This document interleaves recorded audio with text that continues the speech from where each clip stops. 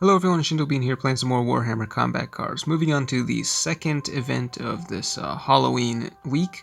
You should be automatically getting redirected to this page, and I didn't actually realize it, so I ended up missing the first one. But if you scroll down in this event tab all the way to the bottom, you will get you'll be able to claim this free bundle with a really useful new card, and it is this 5-point Grot with Medicae. So this is by far the cheapest orc with Medicae.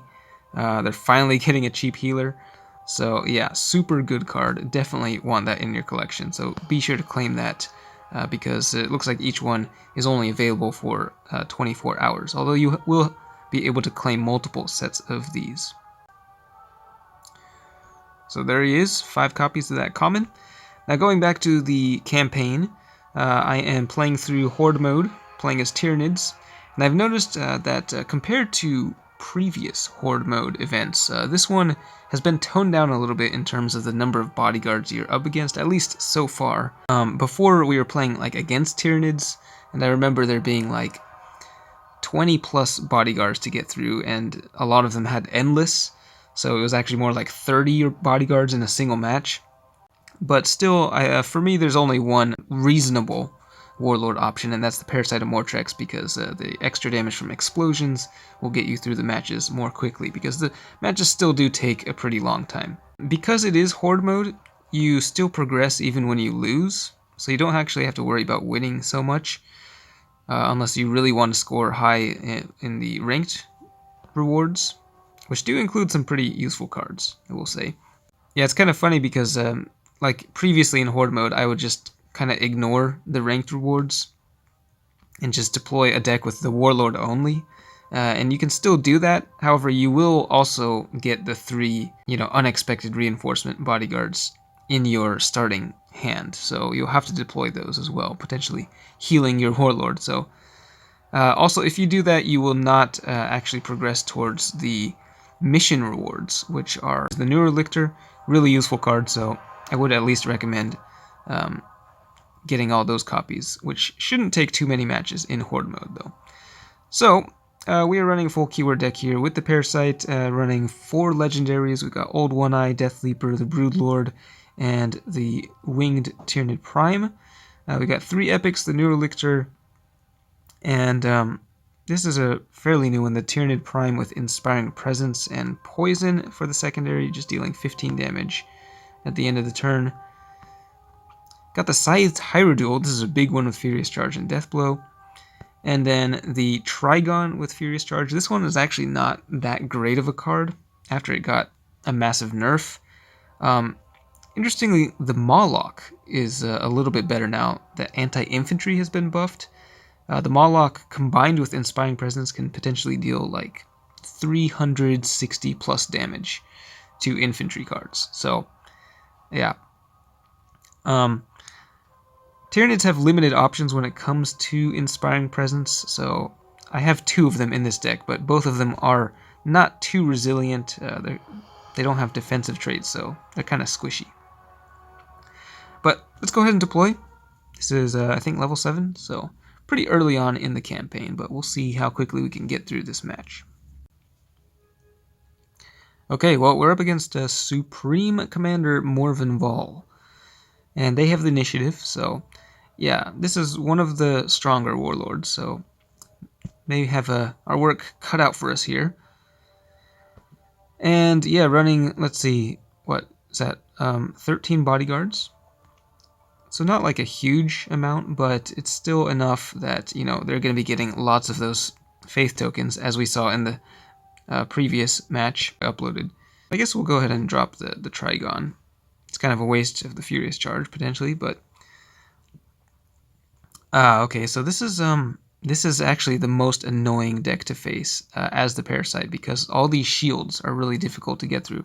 Now, one interesting thing that I have found is that, if you get the Nurgling in your hand with Death Bloom, which normally heals the enemy, because that counts as a melee attack, the shields actually prevent the healing. And the Death Bloom also removes shields, so against a deck like this, getting those Nurglings is actually a good thing. Just something worth noting. Unfortunately, none of them have shown up in my starting hand. We'll see if any come up later. Ooh, they got the Castigator. That is a nasty one. It's a common card, but with Big Game Hunter, that thing does massive damage, and it just got buffed. One-shotting Old One-Eye. Poor guy. Does redeploy with Endless, but yeah, that's going to be a problem. We did manage to knock out the final shield on the Triumph of St. Catherine. Do want to get rid of that Inspiring Presence as quickly as possible. Unfortunately, it's not going to be this turn, and I think that Castigator is probably going to just kill Old One-Eye again. Ooh, 142 damage with that counterattack there. Yeah, this is pretty nasty. Fortunately, Old One-Eye survives. The side Horde will take some extra damage there. We will finally be able to kill these guys, hopefully. But yeah, they're out of faith tokens actually, so that means they should be going down. Yeah, 2 faith tokens there. And okay, they're at 30% at the moment. Alright, they're bringing out lots of tanks. Lots of ranged units in a lot of these decks that I've seen, actually. Well, the death blow from the side Hyrule will go off, hitting all 3 of the enemies, so... Old One-Eye is still alive. Nice. Okay, that was a nice death blow there. But yeah, they're getting lots of faith. Okay, well, okay, there's the Death Bloom. So if they drop any more shields, we can, bring that thing in. I guess we'll go with this thing. Get some healing on Old One. I'm not sure if it's really even worth keeping those alive. But yeah, actually that was kind of useful because we will be able to move. Ooh, wow, that thing survived that. Really? Yeah. Really preventing a lot of damage there. And getting the counterattack increased. Man. This is not fun. We'll go with Death Leaper. Try to keep our big guys alive and reduce the damage on that giant tank in the center. So, okay, Old One-Eye survives yet another turn. As does the Trigon. That's good news. We're working them down. Just got a few more bodyguards to get through here. And, alright, yeah, the rest of the tanks go down too. Nice. Alright, what's going to come out next? Aha, more shields. Alright. And, oh, there's a precision barrage. That's going to knock out something, maybe. The Trigon's going down, yep. And, whoa, it's getting... The precision shot actually got increased there, so... Yeah, I think everything here is just about dead. Old One-Eye goes down. And, yep, the damage gets increased to take out Death Leaper as well. Not great. Alright, we'll drop the Broodlord. And, let's see here. This is kind of a little bit funky here, but, yeah, we'll go with the Winged Tyranid Prime into the tank in the center lane, and then the Neurolictor, okay. That'll be nice. Yeah, I'm going to save the little Death Bloom thing for a little bit later. Alright, they're at 70% for the Faith token, so we're probably going to get a bunch of these attacks reduced, even though we do have 88% buff to the melee. So normally it would be really easy to kill these things, but yeah. Well, okay. This Faith didn't save them that time. They're at 80% now. I've never seen this many Faith tokens at once in like any match with Supreme Commander Morvenval. And the Warlord's coming down, so they're going to get 2 more. They're going to be at 100% Faith. That is a first. And getting through this Warlord is going to be rough. Now, there's still 4 shields on that Retributor, so... Oh no, this is gonna... Yeah, this is not gonna be good. They're just gonna kill, like, everything here. We did manage to survive. We got the Psychic attack charged up, but I do want to go with the melee here, just to make sure that that thing gets infested. Damage is getting reduced to 37, only 23 there. That wasn't too bad, at least. We still have the thing that can poison. I'm going to go ahead and drop the Death Bloom thing. Oh, we got 2 of them. So we'll use this to knock out the shields on the Retributor. Unfortunately, it will heal Supreme Commander Morven Vol, which is not ideal. That damage is getting increased.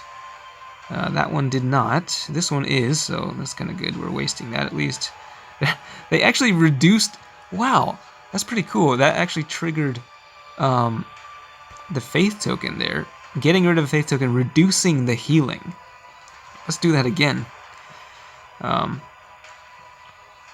Now, we are actually very close to dying here, though. This is... Yeah, this is not good. So we'll drop this guy. And do we want to go melee? Because I'm kind of feeling like maybe I should have used that psychic attack earlier.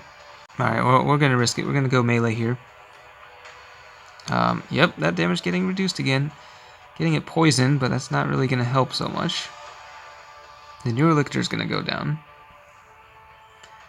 Oh, it's going to go down to the barrage. Ah, wow. Well, it looks like, yeah, we lost this game. No way we're getting through this. Once again, the healing was reduced there. So made good use of the Nurglings, but yeah. It was just too strong. So in this, against this, I feel like maybe the Moloch might have been better than the Trigon. I think we still got a decent amount of victory points, though, 4,000. But yeah, at this point, now that I've unlocked all of the mission rewards, because there's only 4 copies max that you can claim here, I think there, at least for me, there's not a whole lot of point in really trying this hard. Like beyond this, and that was only level 7. Because it's just going to take forever to get through, 13 more matches. And when you don't have to win, I think I'm just going to I'll keep running the Parasite, but maybe run like fewer bodyguards. I think maybe just something fun like this. So these guys will actually die pretty quickly, which will make for shorter matches, but at least they'll be dealing a lot of damage and hopefully killing enough bodyguards to get us a few points. That will be my strategy, not really aiming for the very top rewards here. Let me know how the Horde mode goes for you. And once again, don't forget to claim those free Grots in the shop. But that's it for this one. Thanks for watching, and I'll see you next time.